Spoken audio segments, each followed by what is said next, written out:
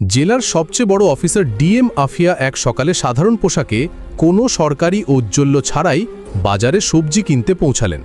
তার মুখে ছিল সরলতা, চলনে ছিল আত্মবিশ্বাস, কিন্তু কেউ কল্পনাও করেনি যে এই মহিলা এই জেলার ডিএম। আফিয়া সোজা একটি ঠেলার কাছে গিয়ে থামলেন।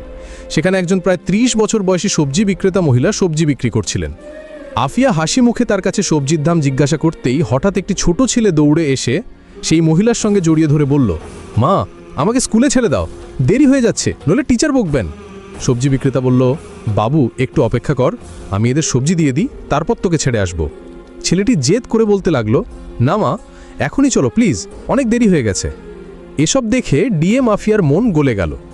তিনি হেসে বললেন, আপনি বাচ্চাকে স্কুলে ছেড়ে আসুন, আমি আপনার দোকান সামলাচ্ছি। সবজি বিক্রেতা একটু ইতস্তত করল, কিন্তু আফিয়ার আশ্বাস ভরা কথায় সাহস পেল। সে বলল, ঠিক আছে বোন, আমি তাড়াতাড়ি ফিরে আসব। এরপর সে তার ছেলেকে নিয়ে স্কুলের দিকে রওনা দিল। এদিকে আফিয়া ঠেলায় দাঁড়িয়ে চারপাশের পরিবেশ লক্ষ্য করছিলেন। তখনই একটি মোটরসাইকেল ঠেলার কাছে এসে থামল। তাতে বসা ছিলেন ইন্সপেক্টর মানিক। তিনি নামতে একটু কটাক্ষ করে বললেন, তুমি কবে থেকে এখানে সবজি বিক্রি শুরু করলে? এখানে তো একজন মহিলা থাকতো, সে কোথায় গেল? আফিয়া কিছু বলার আগেই সেই সবজি বিক্রেতা ফিরে এলো। ইন্সপেক্টরকে দেখে তার মুখে আতঙ্ক ছড়িয়ে পড়ল। ঝুঁকে বলল, ইন্সপেক্টর সাহেব, আপনার কি লাগবে? যা চান নিয়ে নিন। ইন্সপেক্টর অযৌক্তিকভাবে হুকুম দিল, আধ কিলো টমেটো দাও, 1 কিলো ভিন্ডি আর আধ কিলো পটলও দাও। মহিলা কিছু না বলে তাড়াতাড়ি সবজি ওজন করে দিল। ইন্সপেক্টর একটি টাকাও না দিয়ে মোটরসাইকেলে উঠে চলে গেল। এসব দেখে আফিয়া স্তম্ভিত হয়ে গেলেন। কিছুক্ষণ নীরবে কাটল। তারপর তিনি সবজি বিক্রেতাকে জিজ্ঞাসা করলেন, বোন, ও পয়সা দিল না কেন? তুমি কিছু বললে না কেন? মহিলার চোখে অসহায়তা স্পষ্ট ছিল। ধীরে বলল, বোন, কি বলবো, এই ইন্সপেক্টর প্রতিদিন এভাবে সবজি নিয়ে যায়। কিছু বললে ধমকায়, বলে আমার কাছে পয়সা চাইবি, এক্ষুনি তোর ঠেলা তুলে নেব। আমার ভয় করে ঠেলা চলে গেলে ঘর চলবে কি করে, আমার বাচ্চারা কি খাবে, তাই চুপচাপ দিয়ে দিই। কথা শুনে আফিয়ার মুখের রং পাল্টে গেল। তিনি ভেতর থেকে কেঁপে উঠলেন।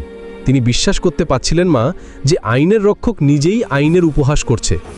গম্ভীর স্বরে তিনি বললেন, বোন, এখন থেকে এমন হবে না, আমি এখন তোমার সঙ্গে আছি, ন্যায় বিচার করানো আমার কর্তব্য।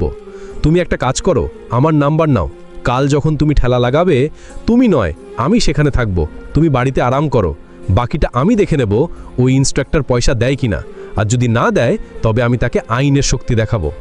মহিলার চোখে অশ্রু ছিল, কিন্তু প্রথমবারের মতো তার মধ্যে স্বস্তি ও আশার আলো ফুটে উঠল। পরের সকালে আফিয়া একজন গ্রামের মহিলার ভেষ ধরলেন। না কোনো মেকআপ, না কোনো পরিচয়, সাধারণ শাড়ি পরে মাথায় ওড়না রেখে তিনি ঠেলায় এসে দাঁড়ালেন। ঠেলায় প্রচুর সবজি সাজানো ছিল, সব কিছু প্রস্তুত ছিল। কিছুক্ষণের মধ্যেই ইন্সপেক্টর মানিক তার মোটরসাইকেল নিয়ে সেখানে পৌঁছালো। তিনি